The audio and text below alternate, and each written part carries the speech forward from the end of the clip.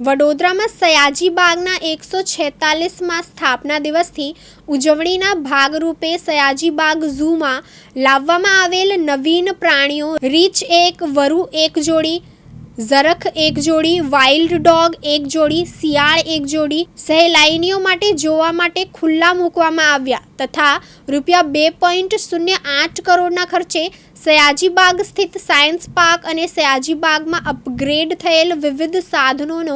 લોકાર્પણનો કાર્યક્રમ ગુજરાત સરકારના માનનીય મુખ્ય દંડક શ્રી બાલકૃષ્ણ ખંડેરાવ શુક્લ તથા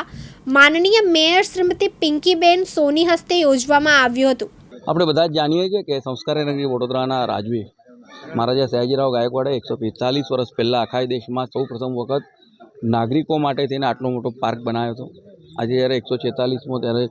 આપણે એવું કહીએ કે એનો જન્મદિવસ છે કમાડીબાગનો, ત્યારે કોર્પોરેશન દ્વારા અલગ અલગ પ્રકારના પ્રાણીઓની પ્રજાતિઓ અને સાથે સાથે સાયન્સ પાર્કનું જે આજે ઉદ્ઘાટન માનનીય મેયરશ્રીના હસ્તે રાખવામાં આવ્યું છે તે બદલ હું કોર્પોરેશનને ખૂબ ધન્યવાદ પાઠવું છું। અને જ્યારે આપણે વિચાર કરીએ કે બાળકો માટે અને સહેલીઓ માટે આજે પણ વડોદરા શહેરમાં એકમાત્ર એવી જગ્યા કે સયાજીબાગ, એને આપણે કમાડીબાગ પણ કહીએ છીએ, તે હજારોની સંખ્યામાં રોજે જ્યારે નાગરિકો આવતા હોય છે, બાળકો આવતા હોય છે, ત્યારે